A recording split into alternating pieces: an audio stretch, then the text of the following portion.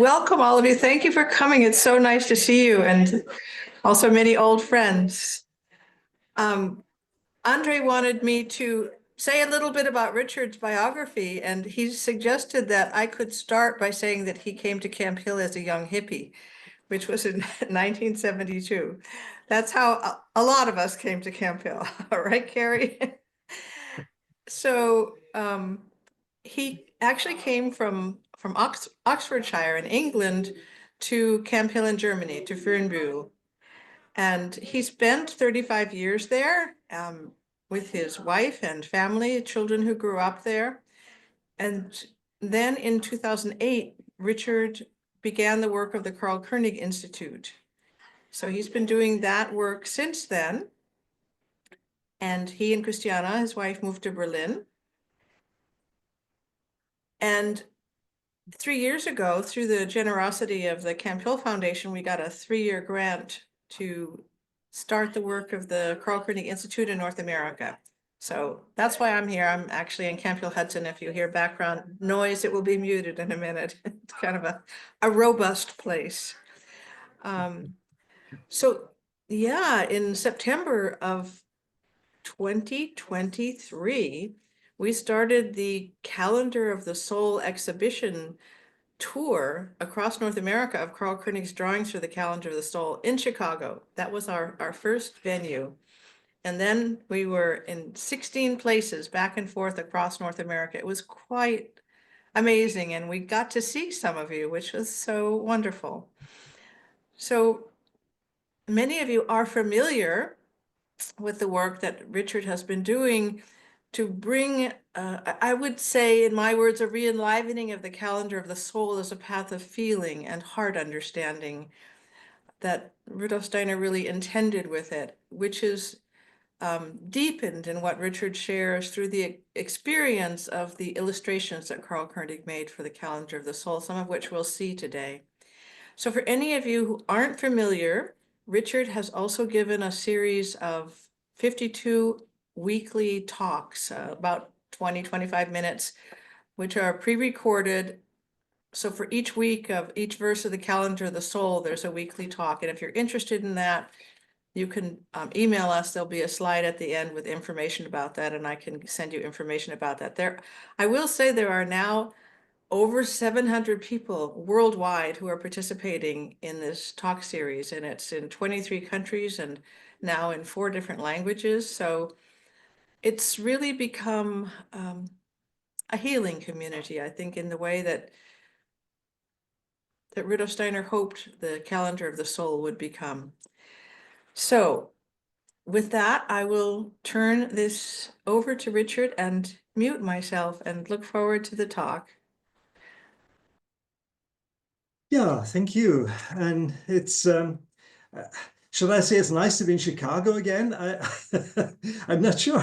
I think I'm in a number of different places at the moment, but anyway, it's organized through Chicago, which is really very, very nice. And I would like to start actually with something that has to do with America too, because I want to start with this question, what Kaspar Hauser has to do with the Calendar of the Soul, or what Kaspar Hauser has to do with anthroposophy at all, because very often that's doubted. What is this person who turned up in the 19th century in Nuremberg, and what has he got to do with anything today?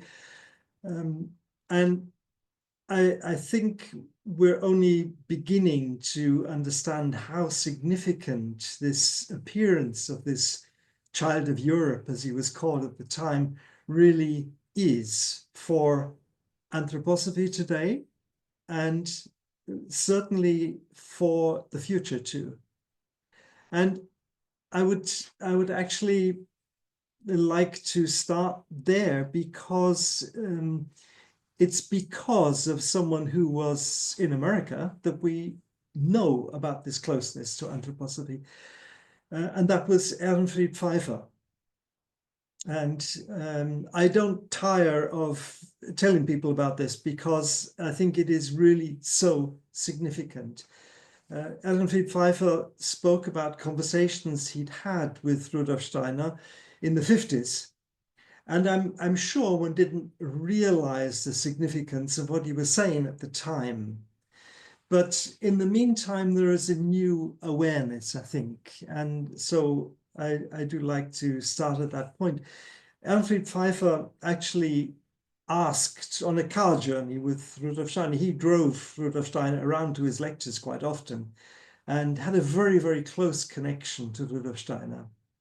So when he moved to America and was in Spring Valley, of course, for a long, long time, he gave lectures there. And when he spoke about the Archangel Michael and the guidance of the Archangel Michael for our time, he mentioned this conversation with Rudolf Steiner and said he actually asked Rudolf Steiner what was the real mission of Kaspar Hauser. Now, Rudolf Steiner had already spoken a number of times in private conversations, not in public, but in private conversations about this being of Kaspar Hauser, but possibly not so significantly. Now, he answered to Elfried Pfeiffer a very simple sentence, really, and on the other hand, a very deep sentence. If Kaspar Hauser had not lived and died as he did, the connection between humanity and the spiritual world would have been completely severed. I mean, how big is that? This is so significant. I think we're talking about the beginning of the 19th century. It's long before anthroposophy, one can think. But of course, if we realize this boy in the beginning of the 19th century would have been around 50 when the German state was founded. He would have been in the center of the new founding of Europe, but also would have had, through various connections of his family, would have had very strong connections to the world of the time, particularly to America, but also to Russia and across Europe. He would have been a personality that would have connections in so many directions. And now to hear that although his actual destiny was prevented, he was not able to become the Archduke of Baden, which would have been his hereditary situation. He actually had a completely different mission to sustain the connection between humanity and the spiritual world, which of course was dwindling, to say the least, in the 19th century. The rise of natural science and materialism, also I think one can say the rise of agnosticism and the decline of religion. So at a very specific point in history, this being appears, and as Rudolf Steiner says, has a mission to sustain this connection to the spirit world. Now, why didn't Rudolf Steiner speak so much about this? Why didn't he give lectures about it? Why didn't he write a book about it or something? Well, at the same time, Rudolf Steiner gave lectures about Rosicrucianism and spoke about an occult law that any Rosicrucian impulses would not, or the individuals connected to Rosicrucian impulses should not be named, were not to be named until they had been dead for 100 years. And so there we have a quite simple explanation why Rudolf Steiner could not speak about Kaspar Hauser. If he had this huge task for humanity, then obviously it had something to do with Rosicrucianism. And whatever this connection was, he was not allowed to speak about it. He could have spoken about it 100 years later. That would have been 1933. You see, the significance of these dates, I think, tells us something about the depth of this connection. Well, the task of sustaining the connection for humanity, the spiritual world, is surely bigger than any, let's say, outer task, political task, whether it was a European one or a worldwide impulse. Certainly, this task of keeping the connection to the spirit world was of such magnitude that we can hardly imagine what that could be.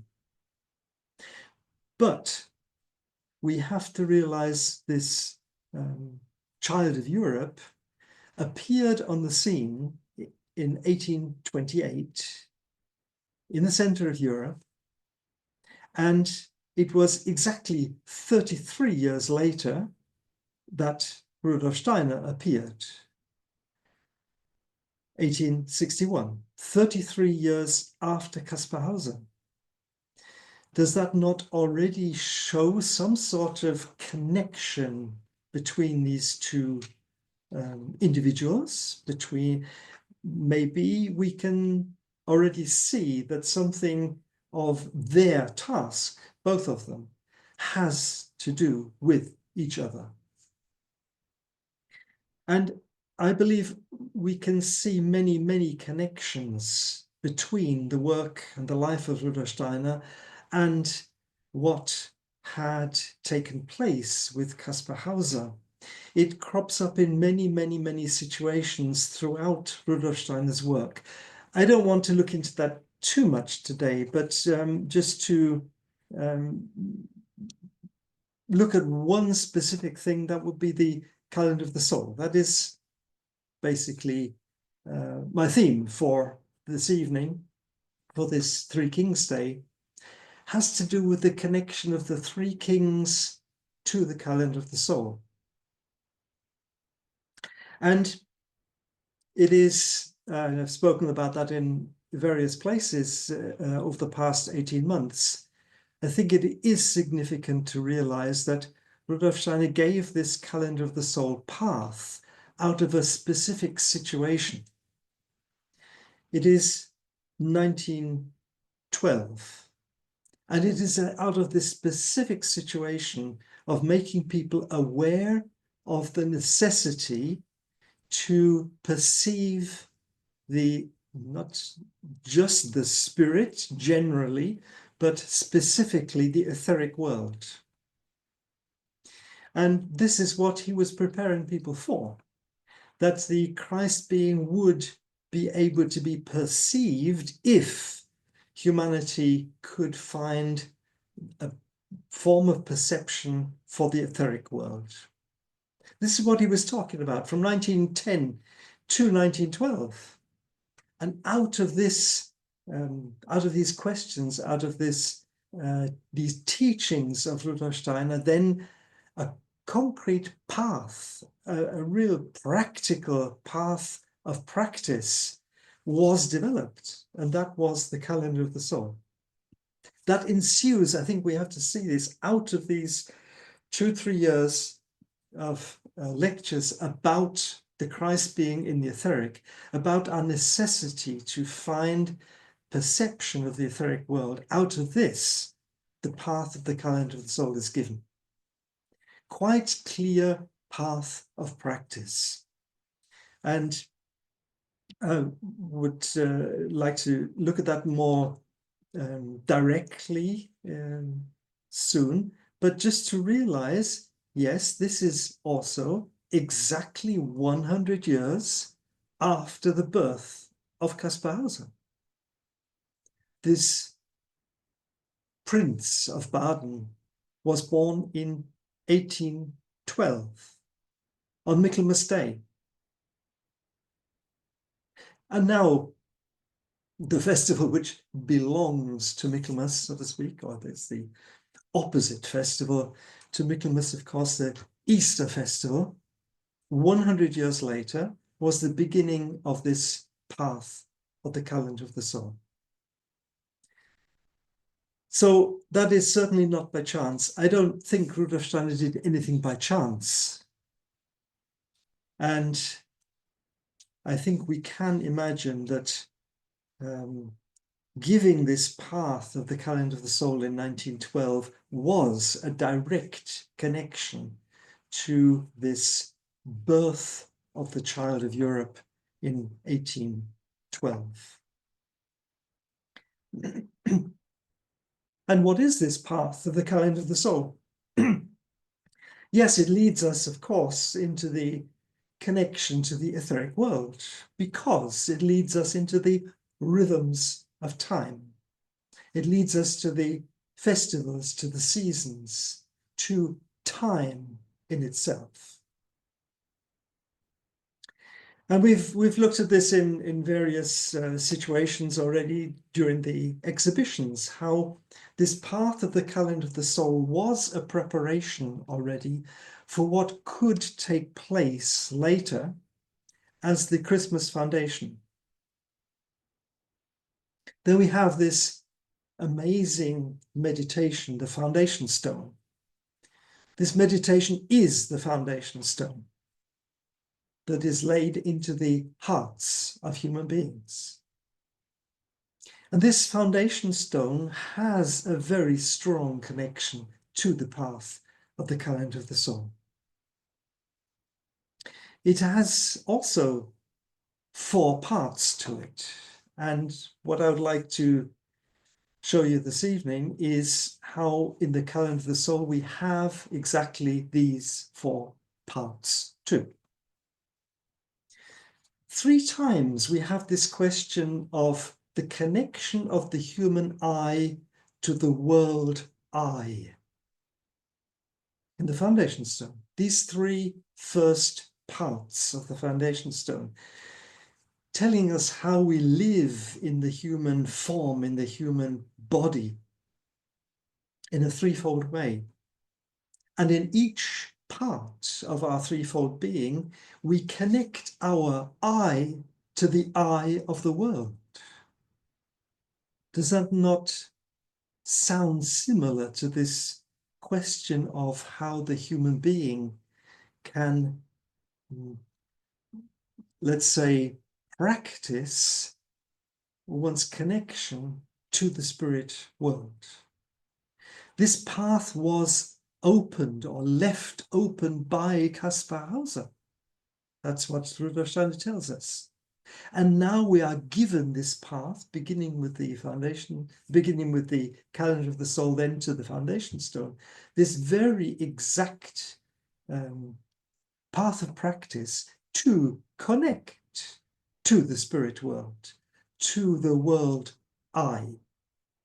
Whatever we imagine with the word world I don't want to go into that too much right at the moment, but does that not have to do with the question of the etheric Christ being?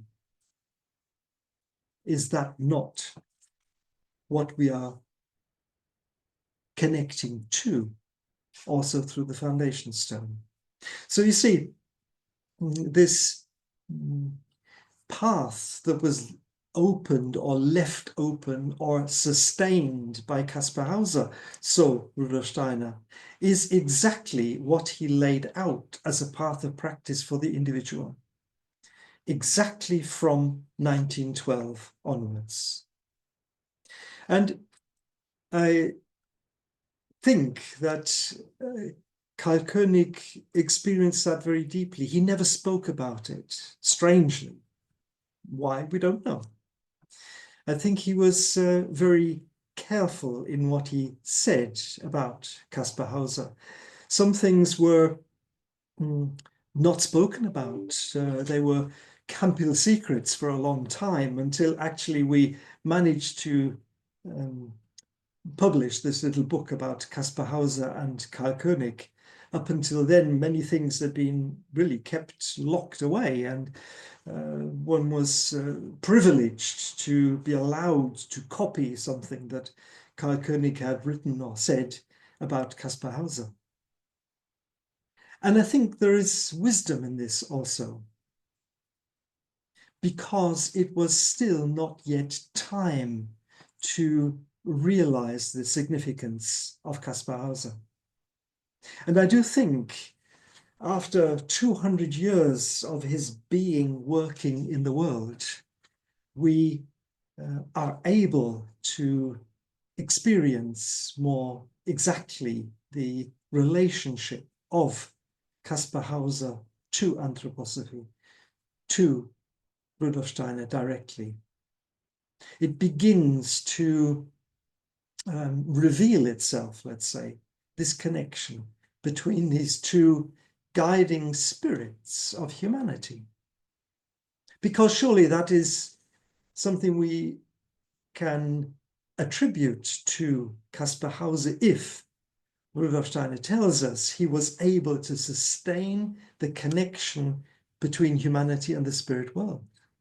Surely he must be a high individuality who was able to lead humanity to this path, which Rudolf Steiner could then further open and present a pathway that the individual could take. So Karl König evidently experienced this very deeply. And although he never spoke about it, he did bring this in a very magical way, or we can also say in an inspired way or in an imaginative way, into his drawings for the calendar of the soul. And so we find there, and I think we can say in the perhaps central position of the calendar of the soul from this aspect, it is the week of St. John, the opposite to Christmas time. So it's good to look at this right now, I think, how St. John and Christmas time work together across the globe or through the etheric space. And Deborah is going to show us now the picture that Karl König drew for the verse of St. John. It's the 12th verse. And one can wonder what did he draw here? They're very enigmatic drawings, all of them. And yet it seems quite clear, knowing Karl König a little bit, that the picture frame at the bottom of this drawing with the young man presented there is a picture of Kaspar Hauser. And why should that be for St. John? What has Kaspar Hauser to do with St. John? He was born on Michaelmas Day. He died in just before Christmas. What has Kaspar Hauser to do with St. John, one could ask. But we see here how we can speak about the dove descending in this picture, of course, and it descends, or the spirit descends, St. John's time, not... how should one say, it doesn't reveal itself like to the old prophets, but we see here in an imaginative picture how Karl König has shown the higher senses. So between this descending dove and the human being, in actual fact, we can say it's Kaspar Hauser who is the representative of the human being in this case. Between these two, so to speak, this pathway between the dove which wants to descend to us and the human being are the higher senses, beginning with hearing, the sense of word, the sense of thought, the sense of ego, the sense of I.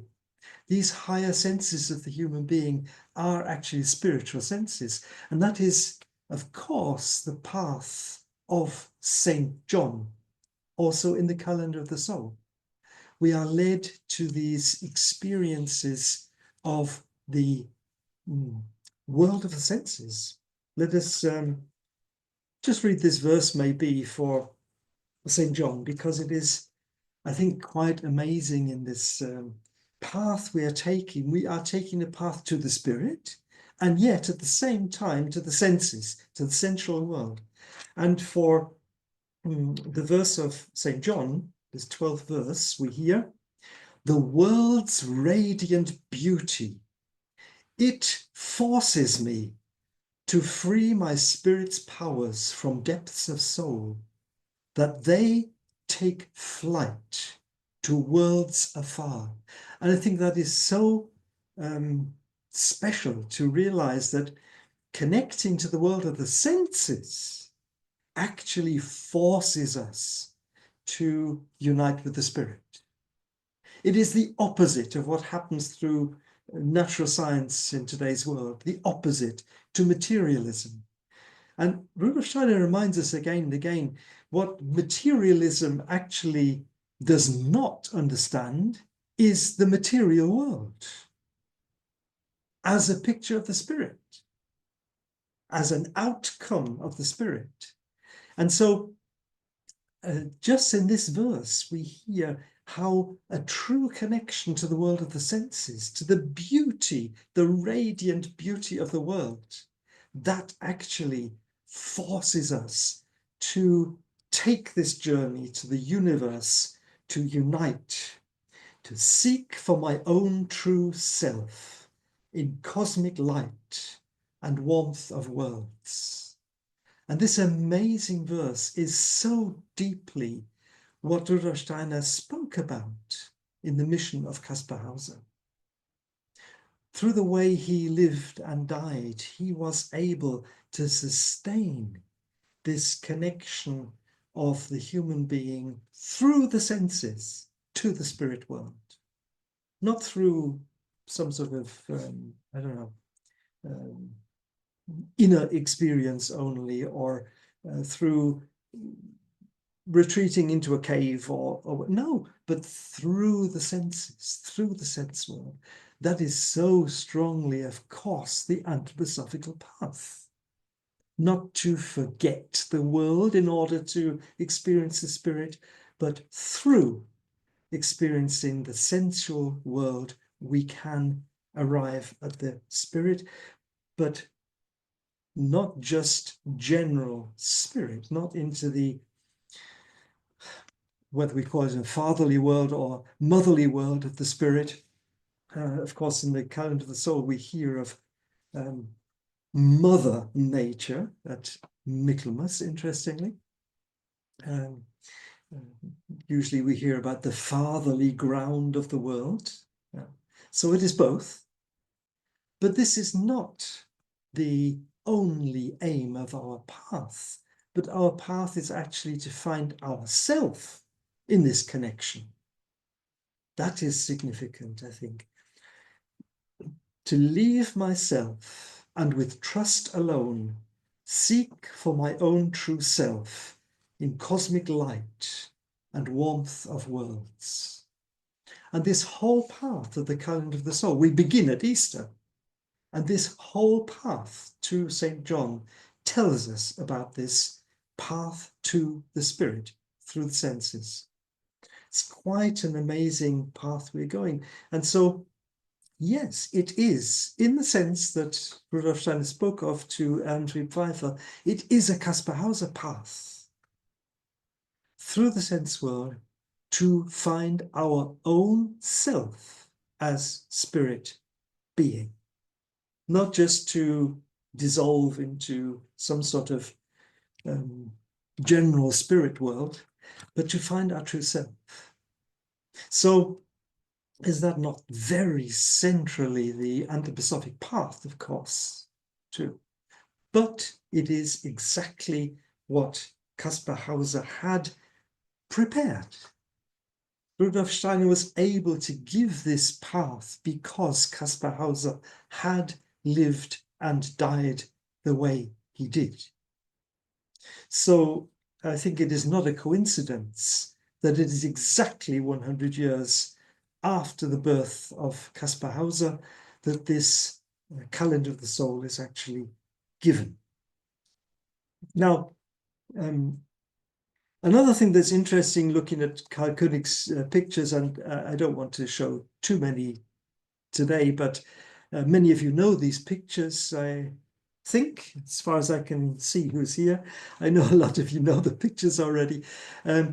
One theme that goes through this series of pictures quite strongly is Goethe's fairy tale. Right from the beginning, verse 2 already, verse 3, there we have this picture of the ferryman. And it is quite amazing that again and again, Karl König uses these images. Why? You know, because we don't find that necessarily in the words of the Calendar of the Soul. Rudolf Steiner doesn't say anywhere that there's a ferryman or a snake or a bridge or anything like that. You know, the old man with the lamp. We don't find these words. But in fact, we do find these images in this part of the Calendar of the Soul. And Karl König has used them very strongly in his verses. And is that not also a deeper reality? If we realize how this part of the Calendar of the Soul evolved in 1912, out of this artistic impulse of anthroposophy. I've spoken about this a number of times, and Rudolf Steiner wanted to form this new society out of art. And of course, at the same time, he was developing the dramas, the mystery dramas. And they were based on Goethe's fairy tale. So is there not an inner reality to the fact that we should look for the path of the fairy tale, Goethe's fairy tale, within the path of the Calendar of the Soul? And that's exactly what Karl König has done with his pictures. Again and again, we will find little hints, not always so easy to find, but it's so often the river that we see. It is this water. It is the border between this world and the spirit world. It is the crossing over. It is the snake in various connections. It is the ferryman taking us over, and we find here and there very, very many little indications how this path actually is also taken out of the drama of Goethe's fairy tale, leading to the temple of the future, which will arise out of the earth. And so at the end of Goethe's fairy tale, of course, the three kings rise with the temple, and with the pictures we have. Sorry, I'm going to have to plug in my computer, otherwise I'm going to lose electricity, and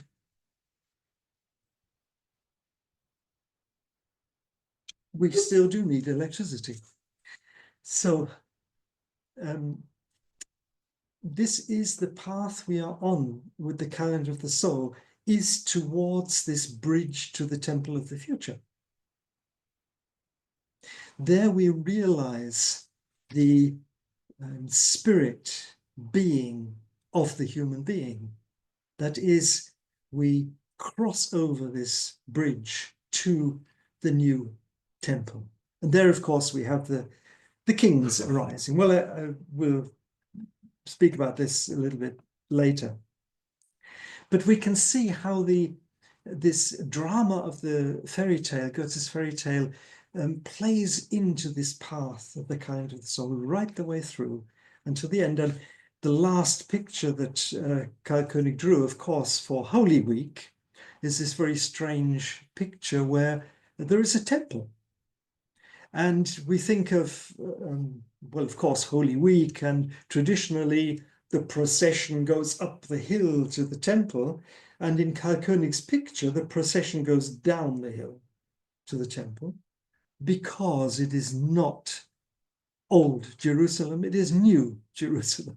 And the temple is under the earth and rises, as in Goethe's fairy tale. So Karl König has very clearly shown this as the imagery for the calendar of the soul, to live with the inner drama of the fairy tale. And then we have quite clearly for verse 52, we have this wonderful picture of Goethe's temple, let's say, not the old Jerusalem, but the new Jerusalem, the new temple. So, just as the fairy tale was a basis for the mystery dramas, so also for this path of mysteries that we are on with the 52 verses. And we can, of course, see how strongly that is connected to karmic realities. These verses are really a path of karmic research.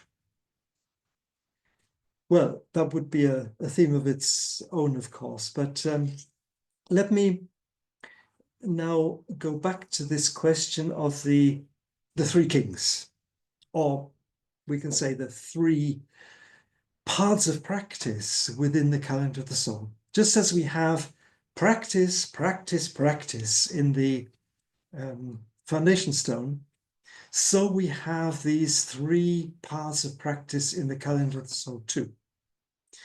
And in the first part, which I just spoke about, this path from Easter to St. John, it is quite clear that we are on this path of feeling.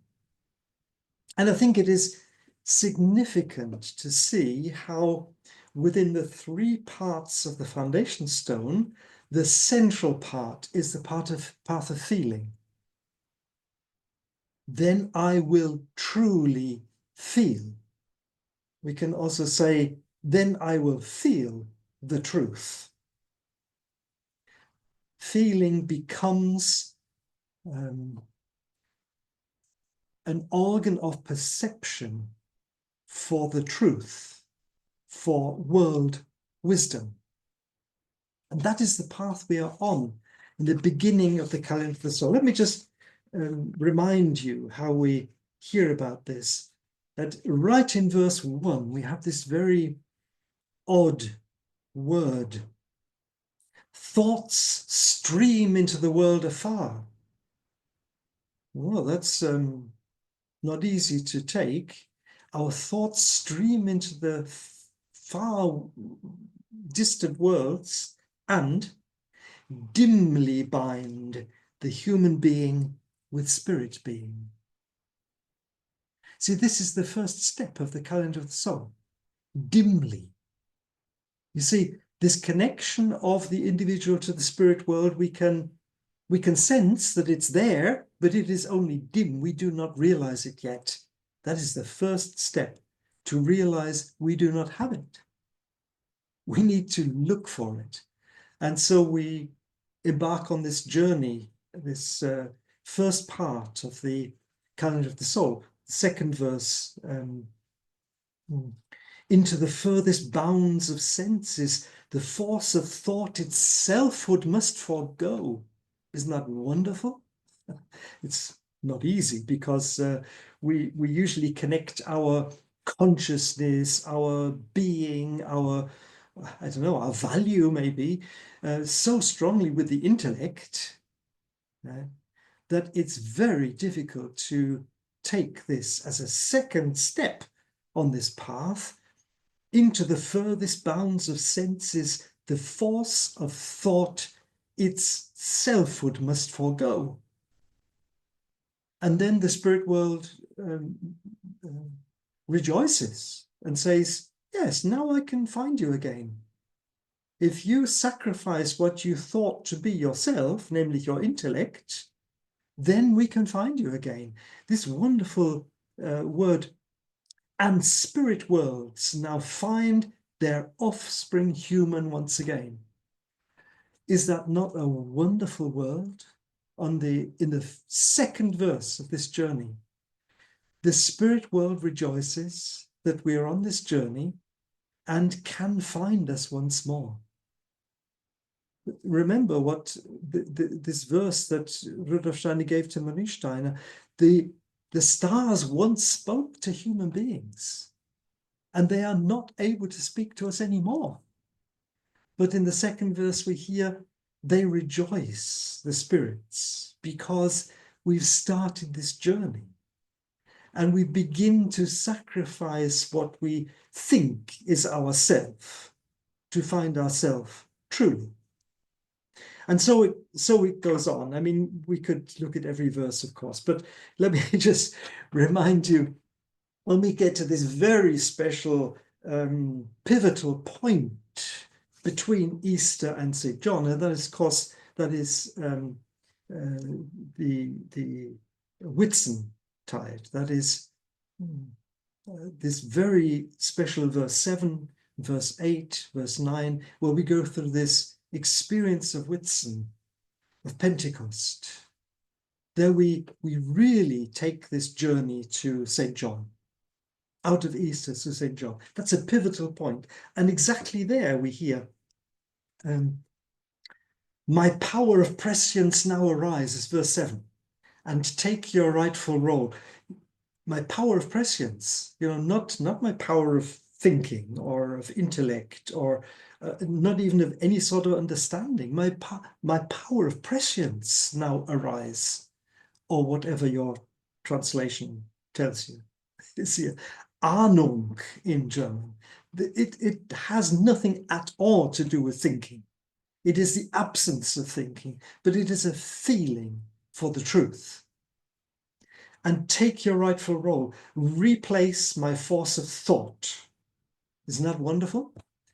We've decided we want to sacrifice this usual sort of thought world to find myself truly.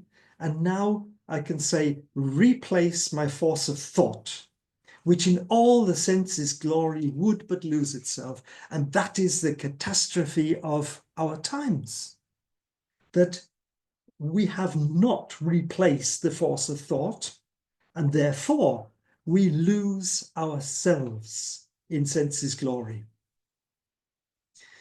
So there we have this pivotal point, and take the step. We hope we take this step. We can also shy back and say no, it's too difficult. But if we do take the step from Whitsun towards St. John's, then it is this world of senses itself that tells us to find ourselves as spirit. Isn't that wonderful? It's almost exactly opposite what happens here in the 7th verse and in the 12th verse. Yeah, don't lose yourself to the senses. And yet the senses are this portal that will take us to the spirit. So, but you see, all the way through these verses, we hear that thinking will not help us.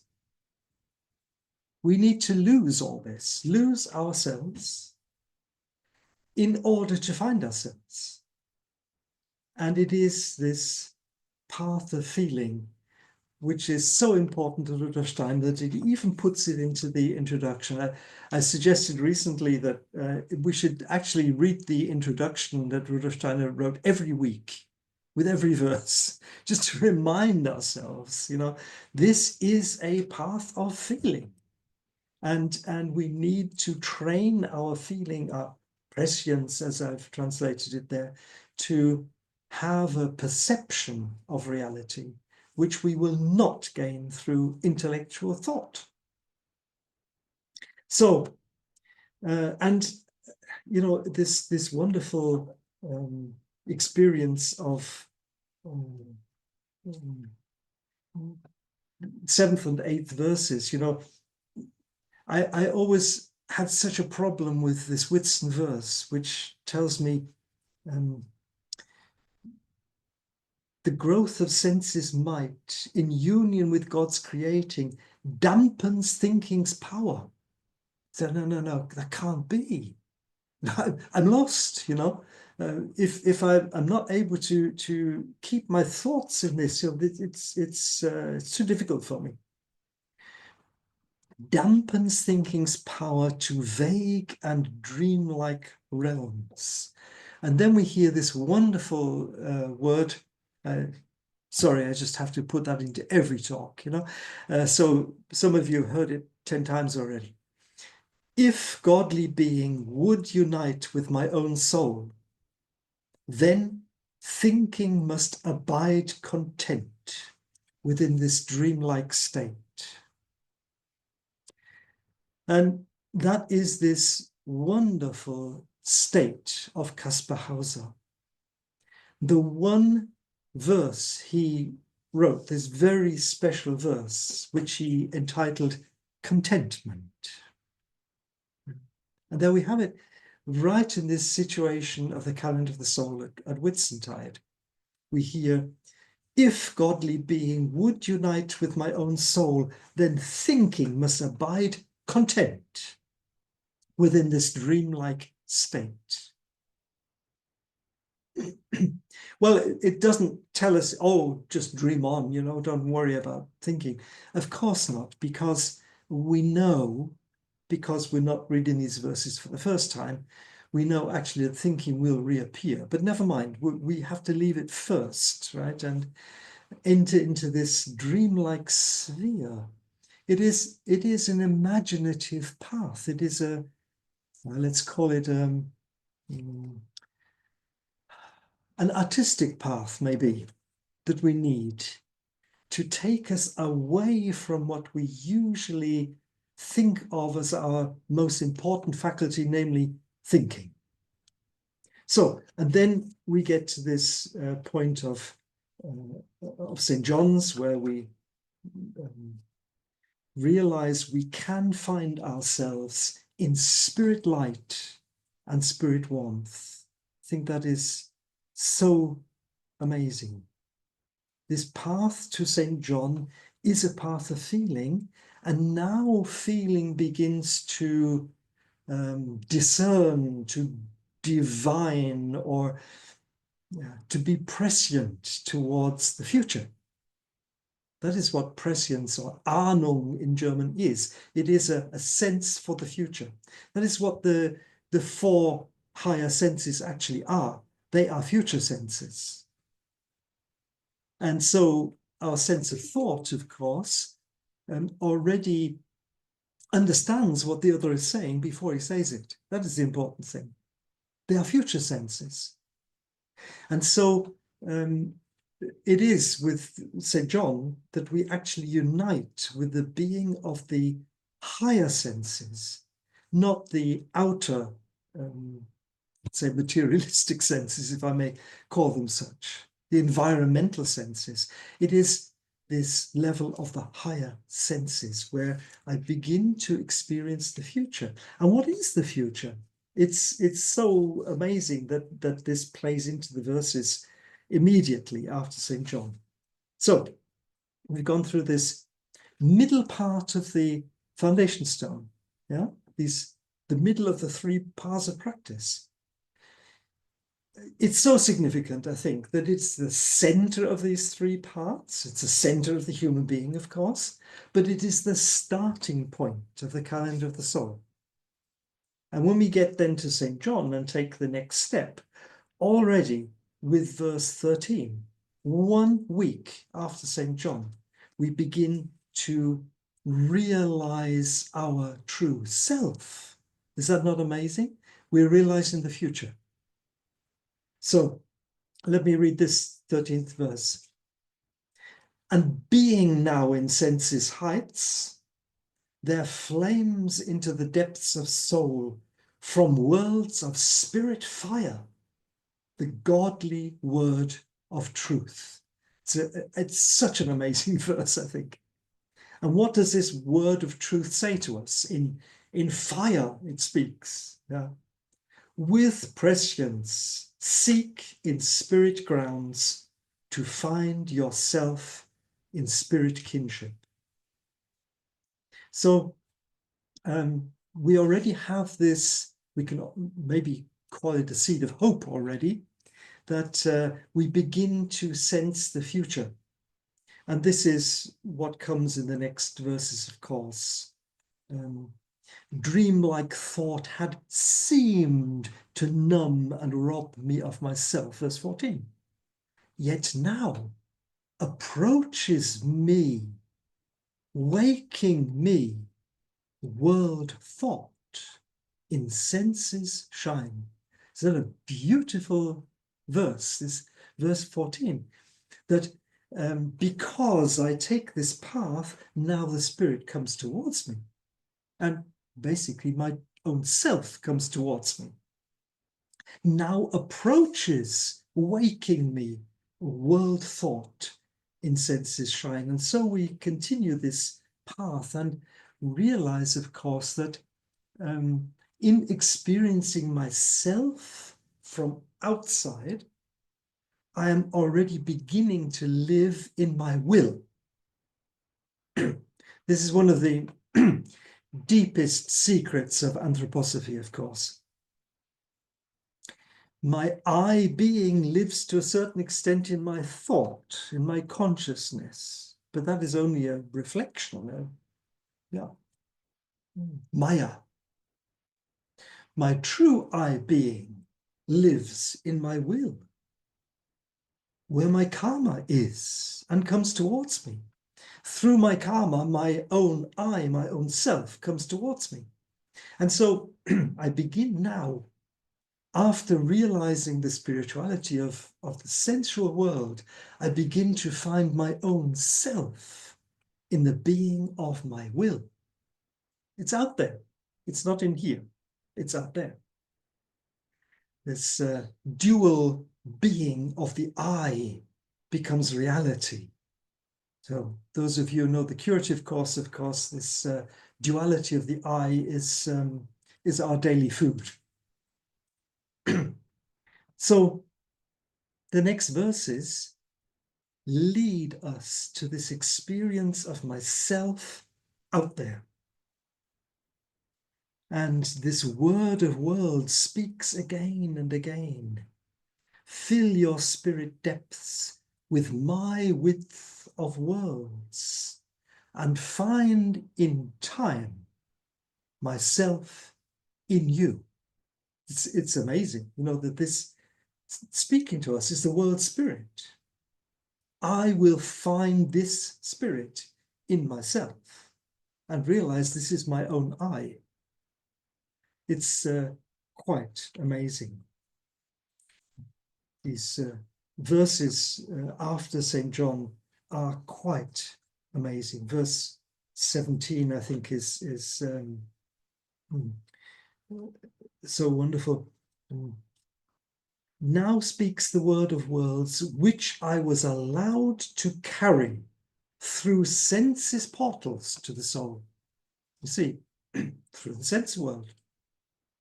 And now, what does the word say to us? It says, fill. You see, it is an imperative. It is the will which is activated. Fill. This you have to do yourself. I'm not going to do it for you. Yeah.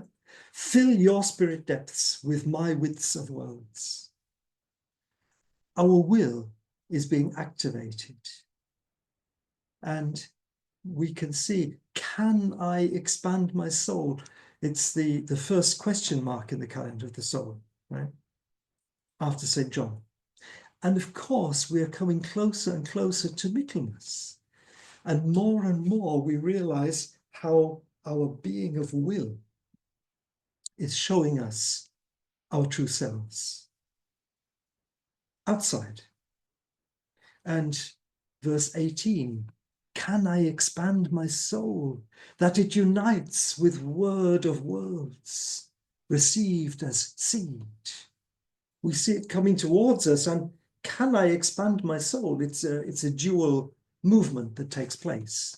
That is the curative meditation again, for those of you who know the curative course. I expand myself into the spirit, and the spirit enters myself. It is a dual movement.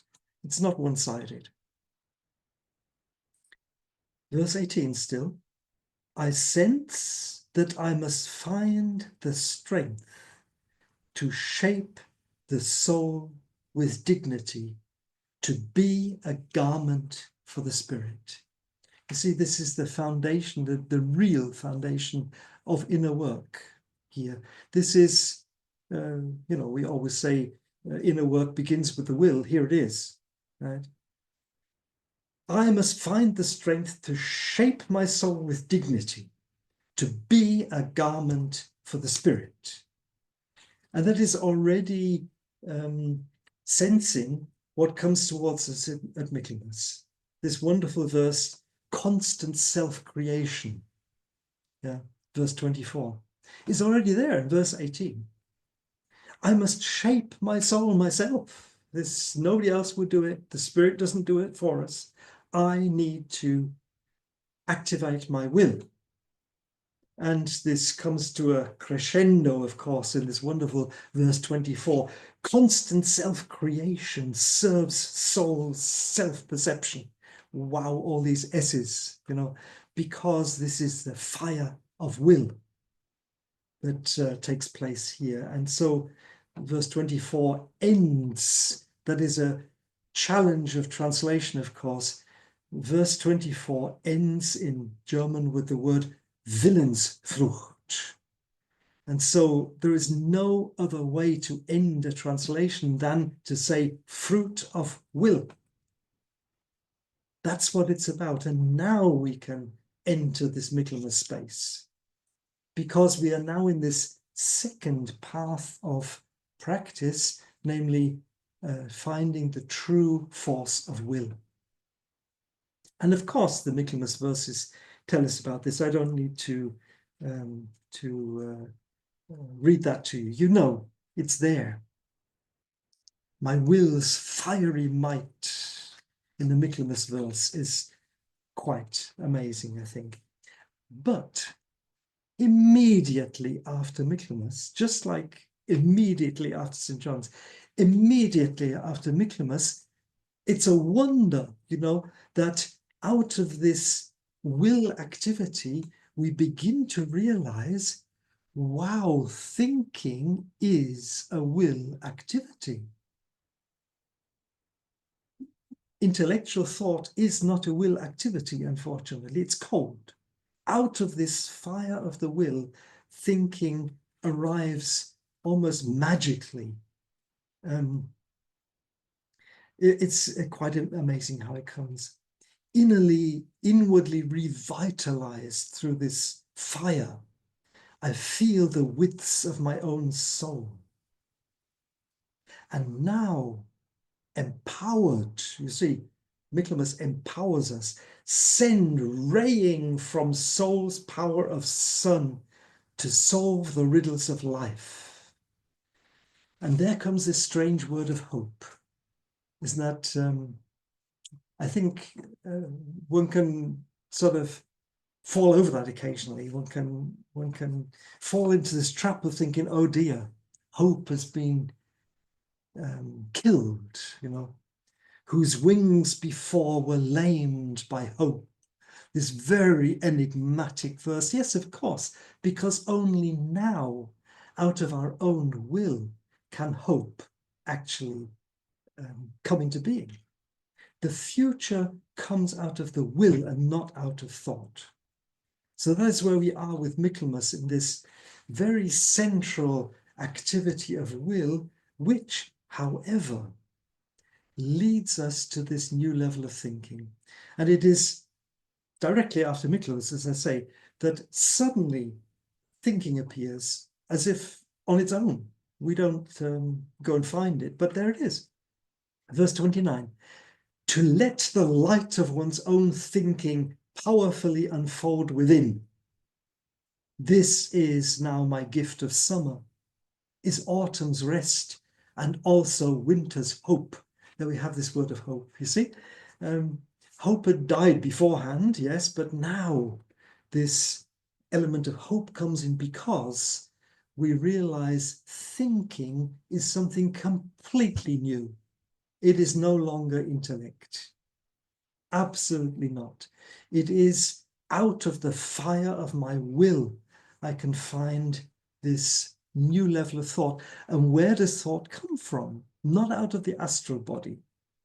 Intellect, yes, but not thought. Thought is actually etheric. We unite with world thought. And this is the etheric space around us. And I think this is so amazing just after Michaelmas, particularly verse 30. Let me read these first lines. I just love these lines. So allow me to read these. Because Rudolf Steiner uses these etheric images. It's plant-like, this verse. Sprouting in the sunlight of my soul are thinking's ripening fruits. Isn't that so amazing? We realize that thinking, because of this fire in my soul, of course, thinking is now able to arise as a ripening fruit through the sunlight of my soul. My soul is a sun being, and this is a new realization through Michaelmas. Through activating my will, I realize how sun-like my soul actually can be. So there we have this activity of will leading us to a new level of thinking. And this doesn't leave us anymore, of course. At last, we have our thinking again, you know, and we can really be content, of course, because we don't need to leave thinking behind. We find it on a completely new level. You see, we have this third step now. The third king has revealed itself. It's a different succession in the calendar of the soul. We begin with feeling, this central element in the foundation stone, and it leads us through the will, of course, to a new level of thinking. And now I can truly think, and there I unite myself, and we know that from the verse of the foundation stone. Now I can actually unite to world thought. And it's wonderful, this verse 30, let me just read these lines. Sprouting in the sunlight of my soul are thinking's ripening fruits, and to security of self-awareness, all my feeling is transformed. Is that not wonderful? We have all three of these paths uniting now in verse 30. Sprouting in the sunlight of my soul are thinking's ripening fruits. And to security of self-awareness, all my feeling is transformed. All this first part of the current of the soul is now completely transformed and becomes this security of self. And now comes the future. Joyfully, I now can sense autumn's spirit wakening. The winter will awake in me the summer of the soul. Now that is a wonderful, also the rhythm of this verse. Yeah. The winter will awake in me the summer of the soul. Der Winter wird in mir den Seelensommer wecken. Yeah. We are already in the future. And out of these three paths of practice, we already see that the winter will bring a new fruit, so to speak. So with this, we go into Christmas time, of course. Now, let me remind you, this internalizing of the word of the world, that is what it's about, right? And this comes to a head, to a crescendo, to a certain extent when Advent begins. And we have this amazing verse 36. And there we hear, within my being's depths speaks, not out there speaks, but within my being's depths speaks, striving to reveal itself mysteriously, the cosmic word. We are in the mystery drama. It's mysterious. The cosmic word is now speaking in me. It is almost like the realization of St. Paul's word, not I, but the Christ in me. And this word, what does it say? Out of ourselves. Fill. You see this word again. Fill the aims of your work with my spirit light, to offer yourself through me. This has to be the aim of any true modern path of initiation, that it is not for me, but that my will may do the good in the world. And this arises in verse 36 as the, what's the right word, beginning Auftakt to Christmas. And it just happens to be the death week of Kaspar Hauser. Do you want to show us that picture, Deborah? Then you can see how Karl König, yeah, there it is on the right-hand side. There, 36th week. Enigmatic again, of course, but we see how this this experience of true self, the I, can flow through us, through our horse being. I want to be a rider like my father was. And then something can begin to unfold out of the sunlight of my soul in the earth. Our path is not to leave this earth for the light, but to bring the light of the Spirit to the earth. It's, of course, Orpheus, or whatever you like to call it. It is through music, yes, it's the antlers. Karl König uses so much imagery, but we can take it quite simply, that this experience of I at this stage is not for me, but because the Spirit can use me to transform the earth. That is the power of the anthroposophic path of practice. And this is only a little seed now, so to speak, under the earth still, when we go into Christmas time.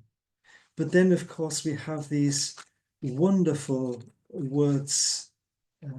We come out of this experience of Kaspar Hauser, Kaspar Hauser's death. If he had not lived and died the way he did, our path to the Spirit would not have been sustained, because the human being was on the path to complete egoism and at the same time materialism. And that had to be overcome. Kaspar Hauser's sacrifice has to do with this. That our path to the Spirit is actually a path of transformation of the earth. That is, I think, the meaning of any true modern path, and certainly the center of anthroposophic development. So you see, we have now gone through this path of uniting with cosmic intelligence.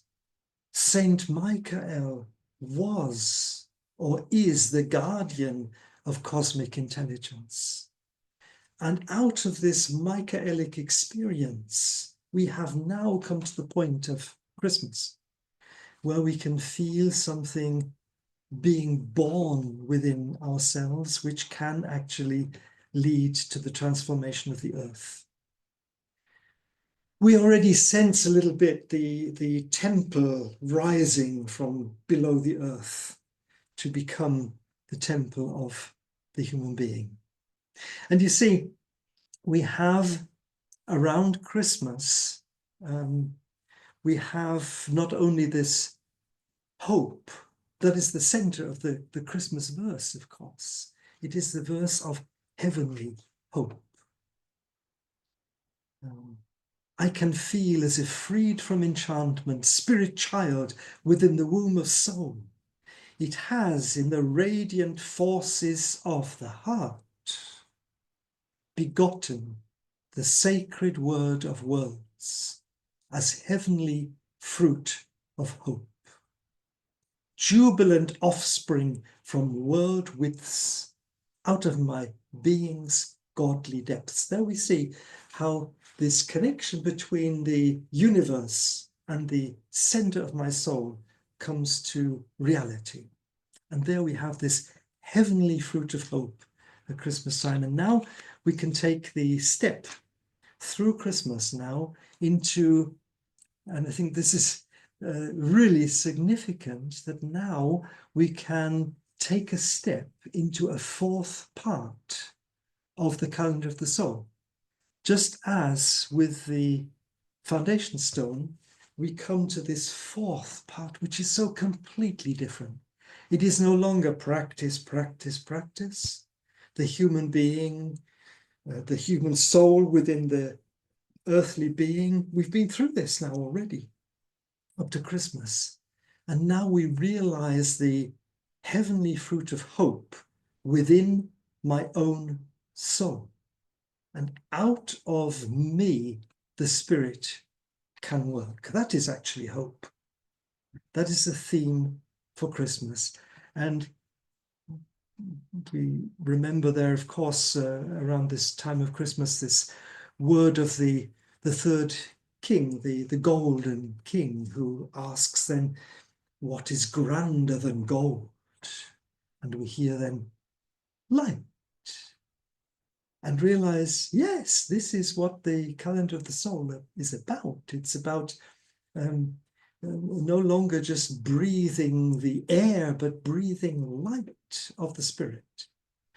And now we can take the step into this fourth part of the calendar of the soul, because there we hear, of course, that it is not only light, but it is something which belongs to conversation. What is more important than light? It is the conversation of one soul to the other, the conversation of the human soul to the spirit. It is all conversation. And that is what is now the center of this fourth part of the calendar of the soul. And there we have this mystery. I just want to mention that briefly, that around Christmas we have these 7 verses of the heart, this cradle of the word world, which the heart has now become. 6 verses beginning just before Christmas. It's verse 37, verse 38, Christmas verse, where the word heart comes for the first time. 37, 38. And then verse 40 and 41, once more. Yeah. 42, 43. 6 verses of the heart out of Christmas. And then we have a 7th word of heart, which is directly before Easter. So a wonderful gesture, isn't it, that we take this spirit birth, this spirit son, we can say with the 4th part of the foundation stone, we take into the new year, so to speak.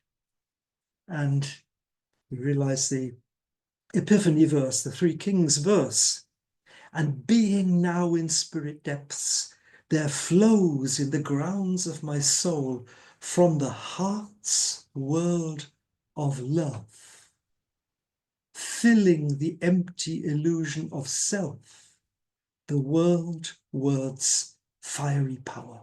That is the verse of the 3 Kings. And we see how we now take this path with 3 Kings, with these gifts of the 3 paths of practice. We take this new step. And with the verse of the 3 Kings, we begin now, for the first time, that not only is the heart spoken of, but also love itself. From the heart's world of love, And there are 3 verses in the calendar of the soul that speak of love. And they are the 3 verses of the heart. Verse 40, next week then also, verse 41. Let me read this word. Striving to take form, godly forces are striving to take form out of us, out of this cradle of the self, of the heart. Striving to take form in human love and in human deeds. You see, there is this transition from gold to light to conversation. Human love and human deeds. This is new. And I think we can see how this 4th part of the calendar of the soul, 4th part of the calendar of the soul, but it is the 4th verse of the foundation stone. It is this prayer of the Spirit of the Son that we have to do with now ourselves, really very personal, striving to take form in human love and human deeds. And we begin to see now the question that comes at the end of the kings, so to speak. What is the 4th secret? We've had 3 secrets already. What is the 4th secret? Well, we only find that after the snake has sacrificed itself and the bridge is built and the temple is ready to arise. Then we know what the 4th secret is. I like to call it the 4th king. It is the being of love. We hear that in Goethe's fairy tale. The 4th king is the youth. We have the 3 kings transformed, but the youth becomes, we could also say the child, becomes the 4th king, the new king. And he is the king of love, because the Christ being can speak out of his heart. And that's exactly what we have in the calendar of the soul. And we need to realize that these 7 words of the heart really begin to transform so that the heart becomes the vessel of love. And let us remember that, yes, of course, the Christ being is the being of love. But this is what also spoke through Kaspar Hauser. It is the child. Remember the word of Christ, if you wish to cross into the spirit world, you must first of all become a child. Without becoming a child, you will not experience the spirit world. And so the youth is the figure in the fairy tale, Goethe's fairy tale. It is the Kaspar Hauser being that now becomes the 4th king, the king of love. The guiding spirit for our time is Kaspar Hauser. And he leads not only for me, because I'm taking this path, but he leads to this bridge to the temple for humanity. That is the point of anthroposophy, not to attain nirvana for myself, but to build the bridge to the true temple of the future for humanity. That is what anthroposophy is about. That is what, of course, Goethe's Märchen is about. And then we find this the 7th verse of the heart, as I said, just before we enter Easter again. It's the full circle of the calendar of the soul. We are now in this fulfillment phase, like in the foundation stone. And we see into the future of, out of these gifts of the kings, you can say the kings and the shepherds, of course, out of these gifts we can now work into the future. And it is a we in the foundation stone, of course. It has to do with human hearts, human deeds, human love. Then we have this seventh word of the heart, which also has a word of love, is the 48th verse. And it is at the same time the fourth verse of light. Isn't that wonderful? Light is now transformed. And we hear this, let me read this verse because it is, I think, the central verse. Deborah, would you like to show that picture?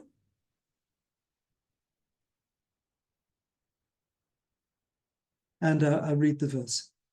In the light, which from world heights would flow mightily to the soul, may world thought's certainty appear, resolving riddles of soul and gathering its radiant power in human hearts, love evoking.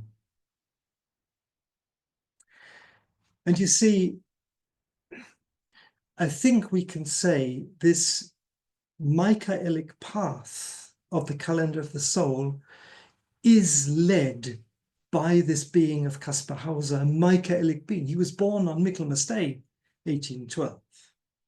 This Michaelmas being of Kaspar Hauser has led us to this point, and now something new comes about.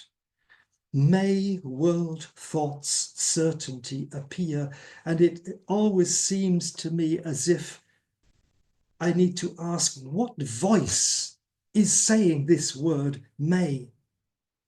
In the light which from world heights would flow mightily to the soul, may world thought's certainty appear, resolving riddles of soul and gathering its radiant power in human hearts, love evoking. And of course, it just happens to be the birth week of Rudolf Steiner. And I think we can assume, or can we assume, maybe we can live with the question, if not Rudolf Steiner himself speaks this word, may world thought's certainty appear. As we hear in the foundation stone, may human beings hear it. This deep, deep word that Rudolf Steiner put into the three parts of the foundation stone. May human beings, the beings of the world, the elementals, experience it. May human beings experience it. And now we have this word in verse 48, in the birth week of Rudolf Steiner, may world thought's certainty appear. And then we have this mystery of love, of the earth becoming the planet of love, through the preparation that Kaspar Hauser brought, that this path can be open to us. And then the possibility that this path is actually fulfilled. Fill the inner cradle of your soul with the being of the Son. Twice we hear this word fill. Take in, fulfill something. And with verse 48, before we actually move into Easter mood once more, we hear this light verse, this fulfillment of the calendar of the soul to a certain extent. And I think we can say there we experience this fourth king, this being of love, resolving riddles of soul, resolving karma, because the Christ being is the Lord of karma, but he can only be this Lord of karma within our souls, not out there somewhere. Not the judge sitting on the seventh cloud, but within the human soul. And so may world thought's certainty appear within the soul, resolving riddles of soul, resolving the mystery drama of ourselves, and gathering its radiant power in human hearts, love evoking. And what else could one wish for now coming out of the holy nights and crossing this threshold of the three kings?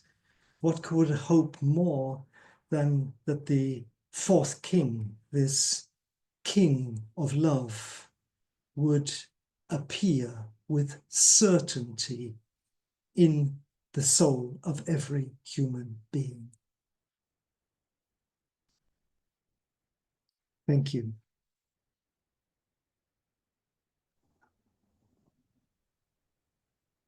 Dear Richard, thank you so much for your outstanding presentation. So, and Deborah, okay. And now we can move into question and answer session. So do you need some break to restore your voice, or we can start right now? Is my voice not good enough for you, Andre? No, it's excellent, you know? Okay. I'm just asking if you're tired. No, I mean, if you need like, 1 minute break or so. That's you're fine. good. Okay, dear friends. So please find a little icon reaction in the bottom of your screen. So, and click on it. And it will be another one. It's raise hand. So this is how you can raise your hand and show that you have a question.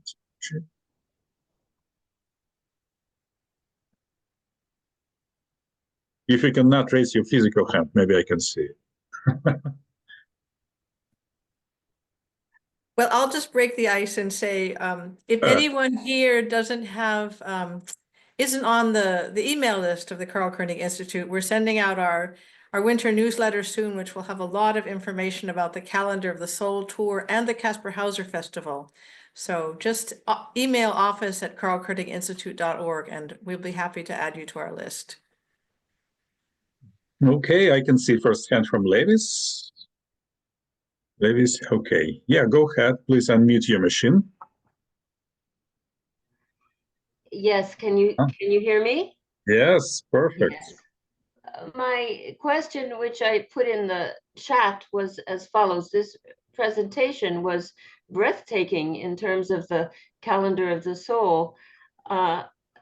Can we have more clarification about what it was about Kaspar Hauser's life in particular that made all the difference? I have never quite understood that, and I still don't exactly, and I need some help. Yeah. I think that's also not so easy to answer.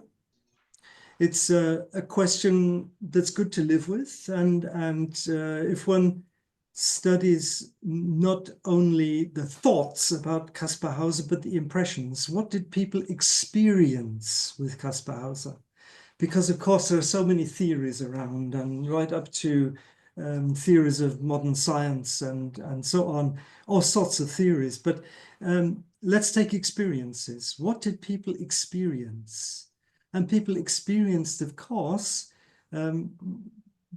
what they called the child of Europe. They experienced the child. That is quite a profound experience. Karl König once likened Kaspar Hauser to the Sphinx. He said Kaspar Hauser is like the modern Sphinx. It shows us in a very special way. I mean, show is maybe not the right word to use, but as the Sphinx was a portal to the initiation path, so also Kaspar Hauser, this experience of Kaspar Hauser was an opening of experience of this mystery that the human being is, because the human being was becoming anything but a mystery in those days. One was beginning already to define the human being as a biological machine. And I mean, I don't want to go into the details there, but the beginning of the 19th century was really very, very materialistic from that point of view, from the scientific point of view, and leading away from the experience of what the human being is, leading to all the details that we have explored more and more and more. We go into details of the synapses and what substances move around in the cells of our brain and so on and so forth. And people do whole doctorates about something that actually nobody's ever experienced, you know, because it is only microscopic. And is it there at all even? It leads so far away from the experience of the human being. And so Kaspar Hauser was, for the people who experienced him, an opening to this door of the mystery of the human being. What is the human being if he is stripped of everything that has to do with destiny, or you know, we don't know where he came from, if he was a king or not a king, a prince or not a prince. And even today, one quarrels about the fact if he was actually the Prince of Baden or not the Prince of Baden. Actually, from this point of view, it doesn't matter whatsoever whether he was or not. The point is that if the human being is stripped of all this, in this case by force, what is left over? And there we find this mighty being that was able, after being stripped of everything, to open this doorway to the true being of the human being. And so this nice name, the Child of Europe, shouldn't be taken so superficially, because it is the experience people had.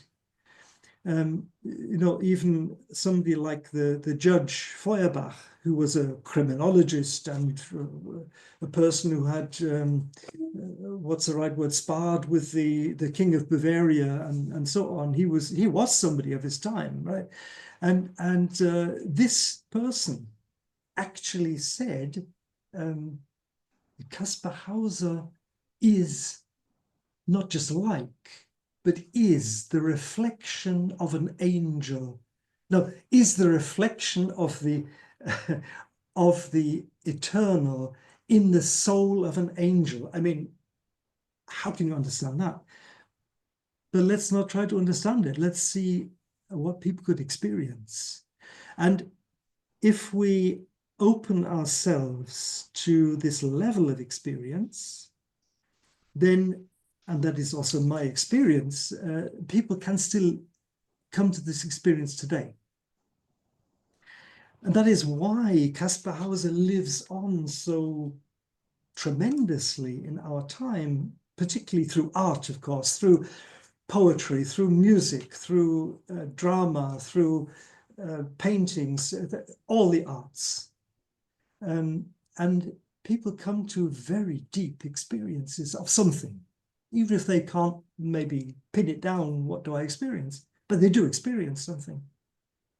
Not through finding out the DNA and all this sort of stuff. There's no experience there at all, really, except that we come to a threshold that doesn't help us.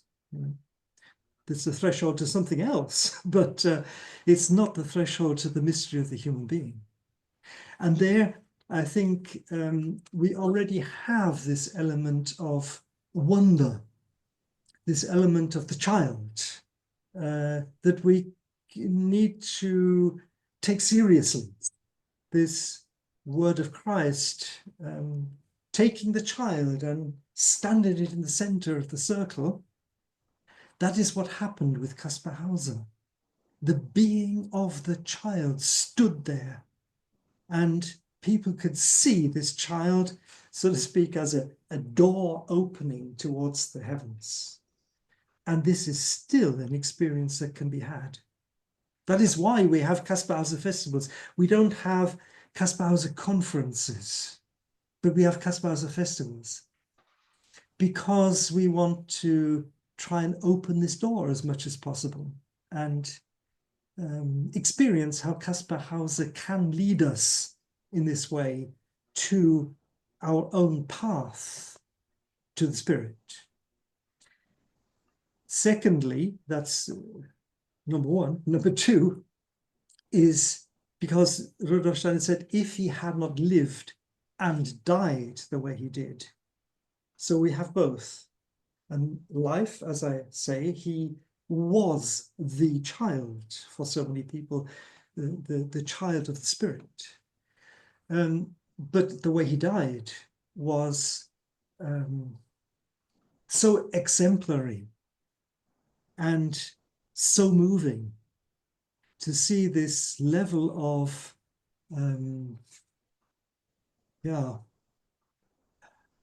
contentment with destiny, such a destiny. And then at the end of life, after being murdered and just living for these 3 days in pain and being defamed at the same time by the people around him, and at the same time he can say, why should I need to forgive anybody? No one has done me any harm. And you see, that is the way he went through death. And this, the last words, of course, not my, but thy word be done.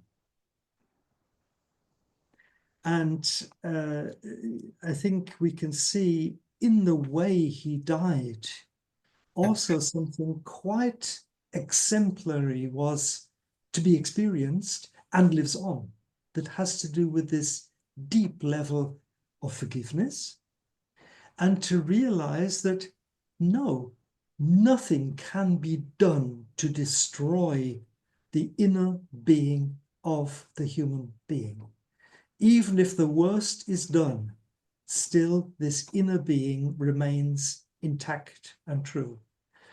It is such an amazing thing. I think all the evil of his time was unleashed to destroy his outer destiny, to destroy him in the end, to murder him in with occult means, of course. It is not by chance that he lived for 3 days after the 3 most important organs were cut through. But it is almost like a path of these 3 days, like a path of initiation that he doesn't go through for himself, but for us. So you see, how he lived and died was a deed that can indeed sustain the path of the human being to the spirit. I don't want to say that I've answered your question, but maybe I've added to the question. Thank Can you. Can I add one more thing to Richard's response, which is to say that he spoke of the Kaspar Hauser festivals. We just had the 4th Kaspar Hauser festival on the East Coast. The theme was Kaspar Hauser, his message of hope for our time.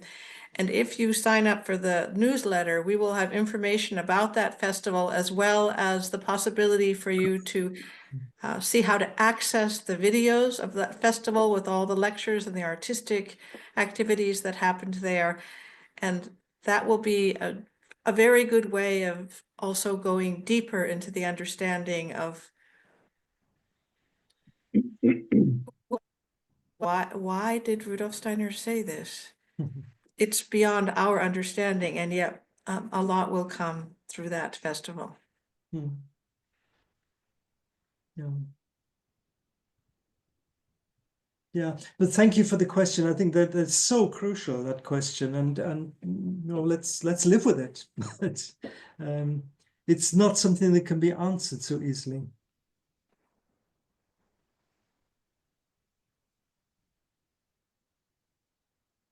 I wonder if I could add one more thought to that, Richard. Would that be all right? Or maybe no. Yes? Okay. Because I agree, it's such a timely and powerful question. And just what came to me through your focusing on the verses of love in the heart in regard to Kaspar Hauser, you also mentioned how Steiner connected him with Rosicrucianism. And I think Rudolf Steiner said that beside Christian Rosenkreuz, nobody have ever experienced the sufferings of Christ to the degree of Kaspar Hauser.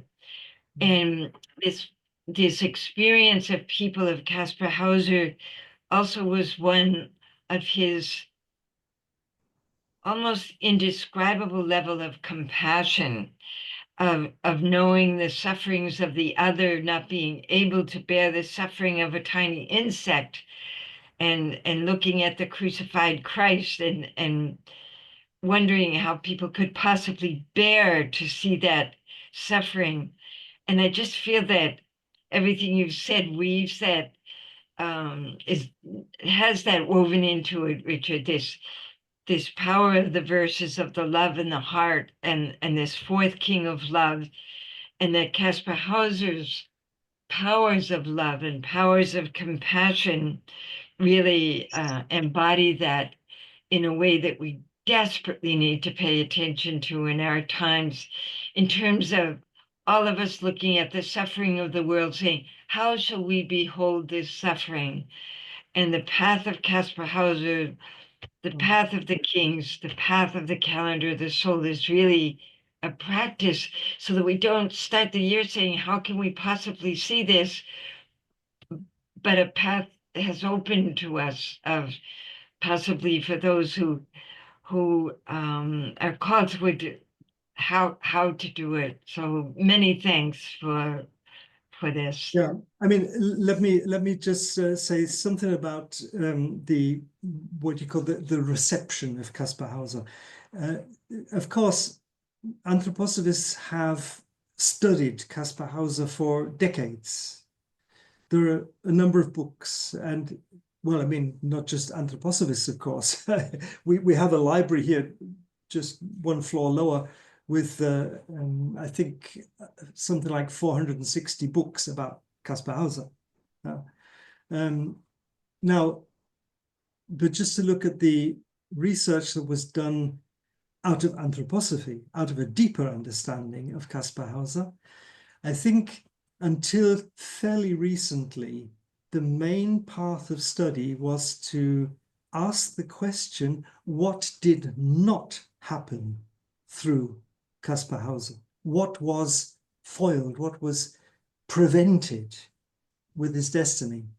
And of course, it's interesting to study, to look at history and see how he was connected with the kings and kingdoms of his time, how he was connected to Napoleon, how Napoleon was connected to American history, what was happening in American history at that time. For instance, what was happening in Russia at that time, and how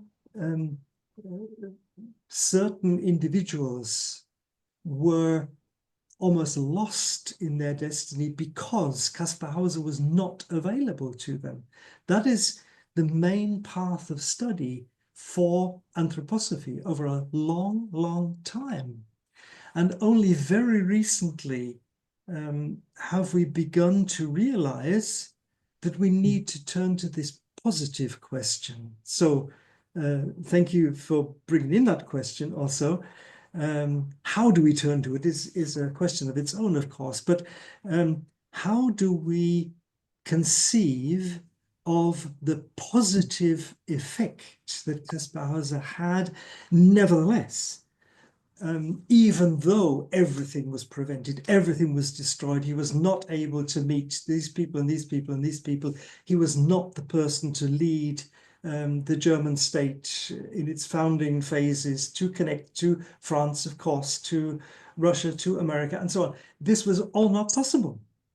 But what was possible?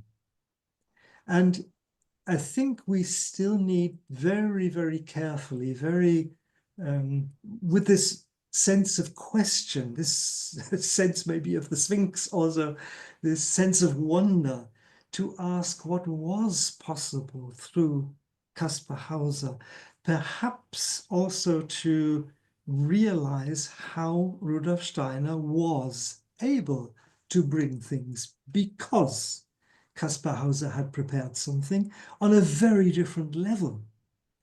And even to that extent, and this is something which I've put out there very, how should one say, very much in the sense of question, not as a statement. Please don't misunderstand me, but we can look at the path of the calendar of the soul, this question of our connection to the Christ being, this question of our connection to our own spiritual being. We can at least live with the question if that was not out of the sacrifice of Kaspar Hauser. A question. Please don't quote me and say Kaspar Hauser wrote the calendar of the soul. That would be a bit of a misunderstanding. And nevertheless, I think it is important if we consider that Rudolf Steiner was not allowed by occult law to speak of these things, to see how he brought certain things. Why did this have to be? Why did he want to found a new society in 1912, which actually also failed completely on an outer scale? But out of it came the calendar of the soul. Is that a failure? You know, this society that he wanted to found at Christmas time, 1911-12. This society could not take place. It was only founded then with the Christmas Foundation meeting. Why did he want to found this in 1912? And was it maybe not at all prevented or not able to come into the world, but it came on a very subtle level of freedom for the human being. We are not forced to anything, but we have the calendar of the soul. Is this not out of Kaspar Hauser's preparation? And if we really take seriously what Rudolf Steiner taught Ehrenfried Pfeiffer, I think we have to see it like that, because it is the path connecting us to the world I, as we then hear very clearly in the foundation stone, of course. And at the same time, we can look here and look there and find out, what did Rudolf Steiner say that reminds us of Kaspar Hauser? Where did he speak very particularly about the being of love?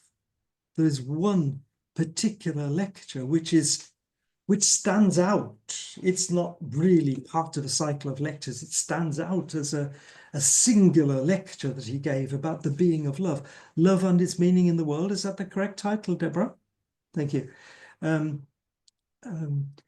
This lecture is so deep. It was given on the death day of Kaspar Hauser, 100 years after the birth of Kaspar Hauser. Is that by chance? Does Rudolf Steiner give this very singular lecture on just any day? You know, it happened to be that, you know, that's where the train took him for that day, or no, of course not. An initiate like Rudolf Steiner didn't do anything by chance. And I think this lecture will give you such a deep insight into this being of Kaspar Hauser without Rudolf Steiner mentioning the name Kaspar Hauser once. And yet the date shows us that he was connecting to this being of Kaspar Hauser. That's my impression. You find your own impression. I don't want to force this on you, but as I say, I think it's good to really take up seriously this path of true feeling, that we truly feel. And then it's not the intellect that says, well, because the date is 1912, then it must be. that is maybe not the approach we need. But if we approach Rudolf Steiner's work with this element of prescience or Ahnung or whatever we like to call it, to feel the truth, then I think we will discover many secrets in his work that we've not seen before. Why does he give specific lectures in Karlsruhe, where Kaspar Hauser was born? Why does he speak about the apocalypse of St. John in Nuremberg, where Kaspar Hauser appeared? Of course, we can't explain it. Of course, there is not an intellectual reason for it, but one can have a feeling for the truth, I think. So that's to follow up on your question. What did Kaspar Hauser do? I don't know, but maybe we can begin to feel something, and that is certainly where our Kaspar Hauser research has taken us over the last years. And I think, to be truthful, this began after 200 years of Kaspar Hauser research. In 2012, we had exhibitions, we did all sorts of things to try and feel what is Kaspar Hauser telling us now, not just 100 years after, but 200 years after. And this was the way we were pointed to, let's speak, to explore, to experience the positive side of Kaspar Hauser and not what he was prevented from doing.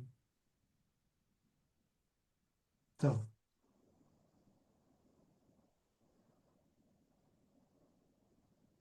Yeah, thank you very much. So I can see one more question, maybe the last one, maybe. So dear friends, we are working already like for 2 hours and 52 minutes. Yeah. So, and it's getting very, very late in Berlin because it's, is it after 10 p.m. already, right? Quite possibly, I don't know. You feel fresh? Time is relative, you know. Okay, yes. So you, okay, Yeah. Nicola is first. Nicola, go ahead. Nicola, Yeah, I thought I came in late, but I thought they were beginning at 8 o'clock in UK time, and I came in and it was already happening. And so anyway, there'll be a recording. Oh, yes, that's because Britain is no longer in the European Union, you see. So you're, yeah, we have the hours difference, you know. Out on a limb on an island. Yeah, but yeah. So thank you very much. And in a way, it's not so much a question. It's a thank you. I mean, because where I came in, you know, you were reciting parts of the calendar of the soul, and this is very powerful. And it's just I just want to thank you, because I was thinking that's the way to do it. I shall start reading it out loud rather than looking and reading it in my mind, to allow the words to come out and resonate. I mean, it's like giving them to the world as well, you know. Yes. So, Yes. so this has been a beautiful revelation. So thank you.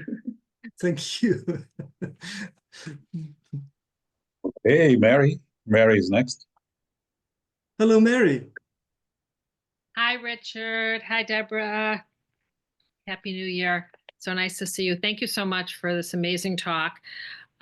Because it's also the birth of Joan of Arc, I just was really wondering, have you ever looked at anything about her birth and biography related to Kaspar Hauser? Because she was born in 1412, And was he born in 1812, yes. 1812? That's what I thought.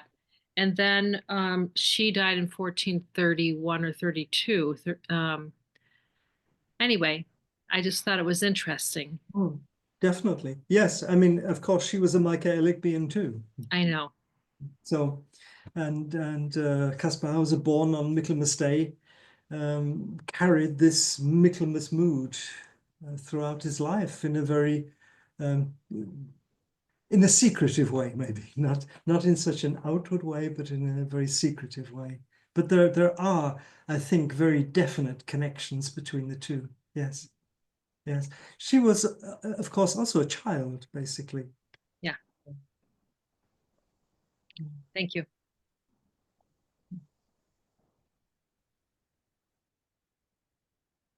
Okay, dear friends. So, well, it's getting late in Berlin and in London. So it's a good time to finish our session and say a big thank you to Richard and Deborah for bringing such a wonderful presentation to us. And we are finishing our 12 Holy Nights journey through 9 wonderful presentations and through 9 wonderful personalities. Fantastic. So please like us, please support us, and please feel free to unmute your machines and say thank you to Richard and Deborah, to everyone. Thank you. Thank you so much. Beautiful presentation, Richard. Thank you, Richard. Thank you, Richard. Thank you, Richard. Thank you so much. Thank you, Richard. Nice to see you all. Thank you very much. Thank you so much. Right. Thank you, Richard. Bye. And thank you again, Andre, for arranging this 9 lecture journey through the Holy Nights, ending now on Epiphany, and for the work of the Chicago branch and bringing this about. We are Thank grateful. you, Deborah. Thank you, Deborah. Thank you. Good night, dear friends. Goodbye. Thank you, everyone. Thank you, Deborah, Richard, Andre. Good They night,